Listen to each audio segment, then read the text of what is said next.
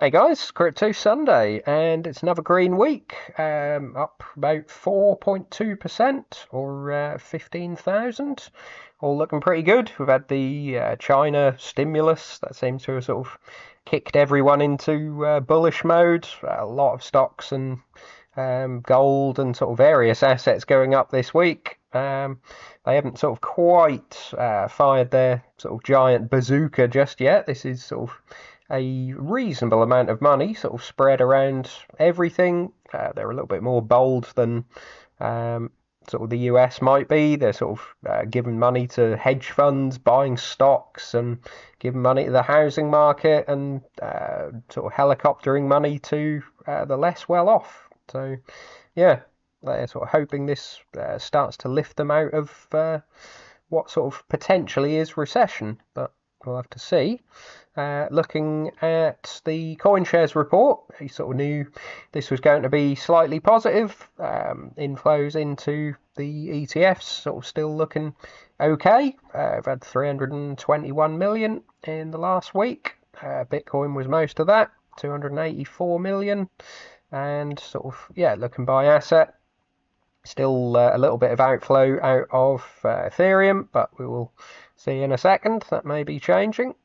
54 million though into the multi-asset. This sort of just keeps growing. I remember when this was sort of lower single digits every day, and sort of has moved into double digits. And yeah, 54 million is, pretty big. I think as the space grows, in 10 years, you could potentially move to a sort of more of a S&P 500 style.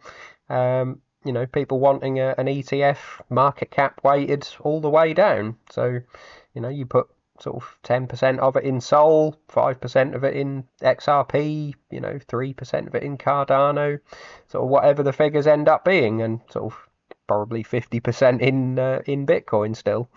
But yeah, people do sort of seem to prefer the ETF method basically than sort of picking individuals. So I don't see why that wouldn't be the case for crypto. So it's worth keeping an eye on this multi-asset sort of category.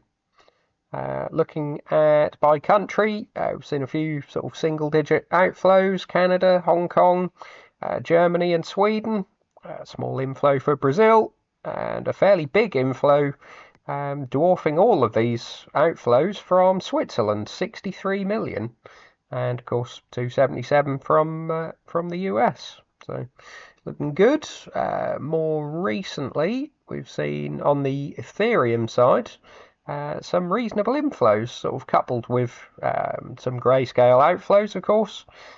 This week we had 80 million just on the Monday out of grayscale, and then sort of a couple of quiet days, and then a 36 and a 10 million outflow. But this week we have started to see sort of reasonable inflows resuming. So BlackRock had 60 million inflow on Tuesday, suddenly out of the blue. They've not had that for sort of weeks and weeks now. And Fidelity sort of picking up as well, 42 million on Friday. So yeah, we'll have to see, but potentially starting to look up on the Ethereum side. Bitcoin side sort of looks even more promising, really, after what wasn't the best performance. Sort of had lots and lots of 0 days from BlackRock, and yeah, we've had inflows every day this week. Some sort of inflows from or outflows from Grayscale, sort of being offset by reasonable inflows. You even had an inflow again into GBTC, not the small one. So 26 million, quite happy to pay a 1.5% fee. Whether they're just sort of short-term trading it, don't know. But yeah, some reasonable sort of inflows elsewhere. ARK, 113 million and 203 million in 2 days after a small outflow. But yeah, that's sort of over 10% of ARK's fund in total. So that's pretty strong. And sort of Fidelity looking reasonably good. Bitwise, people do like Bitwise because they're sort of more of a crypto-specific focused company. And a little bit for VanEck as well, one of the sort of smaller ones, 650 million. They've had sort of a couple of small inflows. So yeah, it's looking pretty good for the ETFs. Some people have started to get sort of cautiously optimistic about Kamala Harris as well. We're getting some sort of very vague comments from her that could suggest that she's not as against crypto as the current administration have been. I do sort of think this is maybe just pandering to crypto voters, obviously swaying towards Trump, and there is sort of rather a lot of them. I can't imagine that many of them would be sort of one issue voters. If they're Democrats, sort of fairly strongly, but they hold crypto, I can't imagine they're going to switch to Trump just because of that. But yeah, she obviously sees it as something worth mentioning. She said at the New York fundraiser on the 22nd that she would encourage innovative technologies like AI and digital assets while protecting consumers and investors. So you've got to have that little hedge bit, whether that means the SEC still stays exactly as it is and we get 4 more years of Mr. Gensler or someone similar. It's worth noting, some people have pointed out that if Gensler does go, there is someone potentially worse waiting in the wings, who's sort of has been publicly even more against crypto. So yeah, could be out of the frying pan into a volcano. And then on September the 25th in Pittsburgh, she said she wants the US to be dominant in blockchain. So going a little bit more specific, again, central bank digital currencies obviously are blockchain, and sort of more private blockchains like JP Morgan has been sort of doing an awful lot on their private Onyx blockchain, I think it is. So yeah, dominant in blockchain could mean sort of the big banks own ones and central bank digital currency and sort of the Elizabeth Warren world. She's sort of being very careful not to say anything about Bitcoin or sort of cryptocurrency as such. They just call it blockchain. You've had Jamie Dimon out there saying blockchain's great, but he hates Bitcoin. So yeah, we'll have to see if anything more gets said, or if this is just a few words to pander to the community. This seems like a bit of a shot across the bows as well to any other sort of people committing fraud. FTX fraudster Caroline Ellison has got 2 years in prison and ordered to forfeit $11 billion. I think there's sort of a lot of skepticism, and it seems fairly unlikely that she would have anything like that, but maybe future earnings, she can pay it off for the rest of her life. They have sort of called her probably the biggest cooperator that they've ever seen.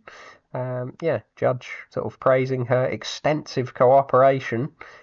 They said they've never seen anything like it, throwing Sam under the bus essentially. But they said that isn't a get out of jail free card. So they clearly wanted to give her some prison time, sort of, maybe, as I say, maybe not entirely for her, maybe sort of as a move towards sort of white collar fraud and financial crimes and things getting prison time, rather than you sort of commit fraud, you make 100 million, you get a 10 million fine, and people say, well, great, that was worth doing, I'll do it again, and other people sort of see it as not too bad. So yeah, even though she's thrown Sam under the bus and everyone else and sort of given them more than they could ever want, she still gets 2 years. And similar to sort of Harvey Weinstein and people like that, she sort of seems to be looking a little bit worse than she was. Stress and all sorts has taken its toll, I guess. She's only 29. Yeah, so the judge, Lewis Kaplan, said, "I've seen a lot of cooperators over the years, and I've never seen one quite like Miss Ellison. She sort of seemed genuinely remorseful for her crimes, and that her cooperation carried a steep price for her emotionally." So she was sort of involved with Sam, from what we understand, and sort of throwing your ex under the bus, basically. But she has recovered her moral compass and profoundly regrets not leaving FTX and Sam's orbit. So, yeah, whether this is all sort of a plea deal to get you know, a bit of a plea to get less of a sentence. I don't know, but yeah. Parents and two sisters were in the courtroom as they give her sort of 2 years and a fine of $11 billion, which, yeah, be interesting to see how much she actually has. There's a lot of talk at the moment about MicroStrategy potentially getting in the S&P 500 because they've almost manufactured their market cap upwards by sort of increasing share issues. It's not as if they've suddenly grown revenue to the point that they're worth $33 billion. This sort of essentially a Bitcoin ETF route of coming to that market cap. So there's various requirements that you have to get into the S&P 500. You have to trade on a large US stock exchange, New York Stock Exchange, or NASDAQ, or the CBOE, and generate at least half of your revenue in the US. So the small amount of revenue that they actually do generate compared to the market cap is sort of largely US, so they qualify for that. And you have to have an $18 billion market cap, so they're now at 33.5, and everyone's sort of saying S&P 500 coming, and sort of people drip feeding their monthly salary or weekly salary into MicroStrategy as a result. But sort of the other point that Tesla actually were sort of running into as they were trying to get in is that you have to be profitable in the most recent year and quarter. I thought it was actually, thinking back to Tesla, I thought it was the last 4 quarters. So it has to be a profitable year and each of the last quarters. If it is just one quarter, then you could sort of have, one sort of one-off quarter be very large and that, make a profitable year as well. And when you sort of get these revaluation of Bitcoin coming through to net profit and EPS, then yeah, you could have sort of one quarter be particularly good and that make the year particularly good, and they could sort of almost get through sneakily. So I prefer the idea, I think, of all 4 quarters being profitable to get in. As they say, MicroStrategy has consistently seen a negative bottom line, and with the exception of the 4th quarter in 2024, fiscal quarter, I guess, which was insufficient to bring it to an overall positive net income. So it does look like they're taking the sort of revaluation of Bitcoin every quarter as actual net income, which it really isn't. If they own something and it's gone up in value and they haven't sold it, that isn't net profit. I can't accept it, but there you go. So they say MicroStrategy, because of its unique structure, I love that way of putting it, doesn't generate revenues and earnings in the sort of consistent manner that SPX listing criteria require.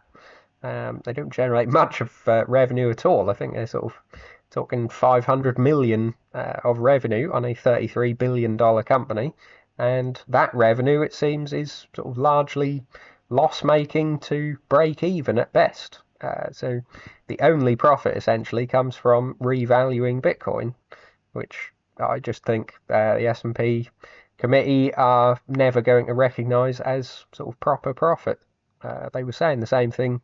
I think back in Tesla days, it was profitable quarters on the back of regulatory credits. So they were sort of not making a net profit selling the cars, but they were selling regulatory credits and calling that net profit. And it was sort of, they almost got in kicking and screaming. The S&P committee, I guess, couldn't refuse them anymore. They were like, I can't remember, what was it, 500 billion or something, and people were just saying you have to let them in, and they had 4 quarters in a row, I think, of net profit, and they just finally said, fine, you can come in. But yeah, with this, I think it's much less likely.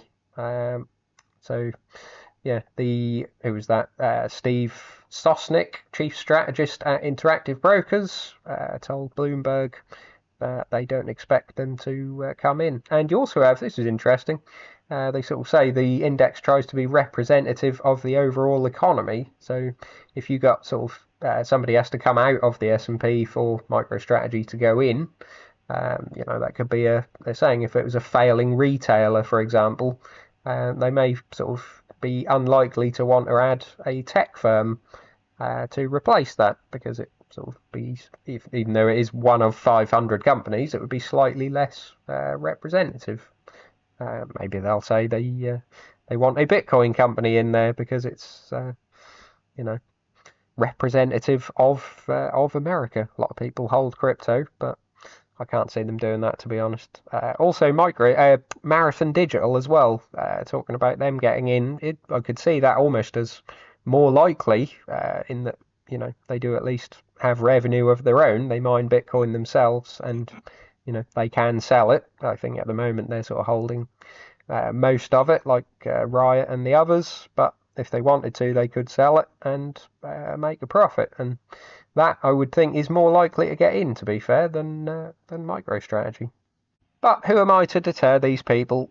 You've seen leveraged MicroStrategy ETFs now above 400 million in assets under management. So, yeah, MicroStrategy is essentially seen as leveraged Bitcoin. So this is leveraged Bitcoin. Not just sort of more leverage, it's leverage on top of leverage, which is slightly different. So Eric Balchunas noting you had a 1.75x MicroStrategy ETF starting and has got to 357 million in market cap, or in equity, and you've now got a 2x MicroStrategy, so slightly more, and that is rocketing up at sort of a I wouldn't say a steeper pace, but it's risen to 72 million. So, yeah, MicroStrategy leverage Bitcoin is not enough. People want leverage on that.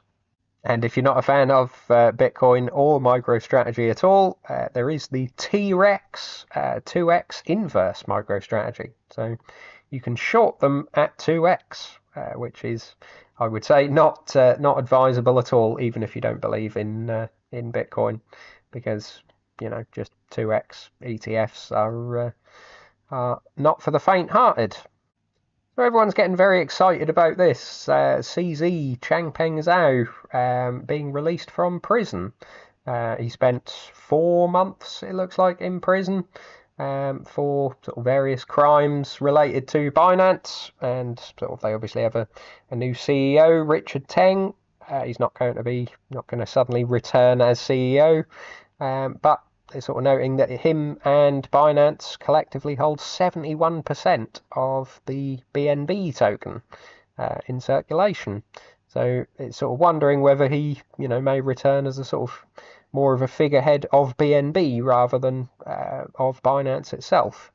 So everyone's sort of very excited about that. So at the current valuation of BNB, and with him sort of, as I say, Binance holds a little, but CZ actually holds 64% of the total BNB supply, was worth around $61 billion, making him the 24th richest person in the world, and almost certainly the richest person in prison. I wonder sort of how safe he was, and sort of how cut off from the rest of the inmates he was. So even though Binance is not a publicly traded company, they are the largest crypto exchange in the world, and they sort of almost did a deal with the SEC, cost them $4.3 billion, and CZ was fined $50 million of his own money, which is obviously a tiny amount of money to him, but they've also agreed to independent monitoring over the next 3 years, and presumably Richard Teng is going to sort of be cooperating very much with all of this. They appointed the Forensic Risk Alliance to monitor the company's business operations, and yeah, it's probably not going to be what they were, and they're not going to be sort of going for as more of the sort of degen token launches and all sorts as much as they were before. Lastly, the real-world assets sort of narrative that a lot of people are very bullish on does seem to be growing sort of at a traditional finance pace. They are up to 12 billion now. It's looking like, between sort of various different types, but you've got Guggenheim, a Wall Street titan, tokenizing 20 million of commercial paper on Ethereum. So this is sort of company very, very short-term debt. So it's not government debt, but yeah, 20 million in sort of what is a fairly small fund, I suppose. But from what I understand, commercial paper isn't something that is sort of commonly traded by the public. It's sort of a very much a business to business, bank to bank asset. So yeah, they've partnered with this blockchain platform Zeconomy. And this comes weeks after German industrials giant Siemens AG issued digital commercial paper via JP Morgan's Onyx and blockchain platform. So JP Morgan loving a bit of blockchain, as they say. Yeah, tokenization of traditional financial instruments, is growing. As I say, it's now grown to 12 billion if you sort of total up all of the issues of this sort of thing, including 2 billion of US government securities. So, yeah, people wanting more treasuries, presumably in places that aren't really allowed to buy treasuries, or just wanting a fraction of sort of a fund rather than people who can buy an ETF. And this issue of commercial paper by Guggenheim was rated P1, the highest credit rating available for such instruments by Moody's. So the fact that it's tokenized doesn't sort of detract from the fact that commercial paper is seen as sort of very, very safe. It's like almost overnight lending by companies. So yeah, not bad. I do like this as well. Guggenheim's Macro Opportunities Fund is authorized to take up to 10% exposure to the former Grayscale Bitcoin Trust, or which is now an ETF. I presume they would sort of be applying to agree to switch that to something like the BlackRock or Fidelity Fund. I can't imagine they want 10% of their fund in GBTC itself with the 1.5% fee. So yeah, would imagine they're sort of trying to convert that. So looking at coins for the week, it's a big old green wall. Bitcoin up 3.6%, Solana up 5.4%, doing pretty well. Ethereum, sort of after outperforming last week, is lagging a little, 1.4%. Chainlink 10.2%, that's doing pretty well. XRP 4.2%, sort of weighing up still whether that is on the sell pile. It's pushing over $60 billion in fully diluted market cap. So yeah, I'm not sort of entirely convinced on the long-term return of that. Power Ledger 1.5%, Internet Computer 14%, Gala 15% as well. So those two are sort of outperformers for the week.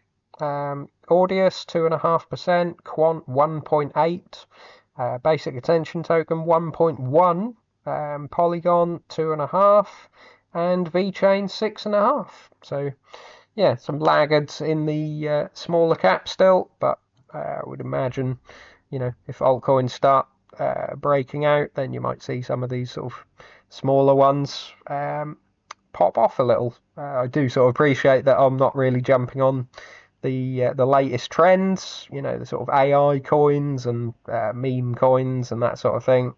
I've sort of got very much last bull market's coins, but I do still think they have potential. They have sort of real uses, at least. Basic Attention Token, the Brave browser sort of just continues to grow and have a hell of a lot of use. So I think there's potential there, and sort of Power Ledger is obviously a tiny, tiny little coin, but I like the idea of renewables and the sort of platform that they could potentially make. And Audius, I've always been sort of a music streaming enthusiast, I guess. Not really something that I use myself, but I am looking to in the future, and I think music has sort of a lot of potential in the crypto side. So well, let's see. These obviously aren't massive holdings. Even if you total them all up, it's sort of far less than my Ethereum and Solana positions. So yeah, we'll have to see. So leave your thoughts in comments below and like and subscribe. See you soon.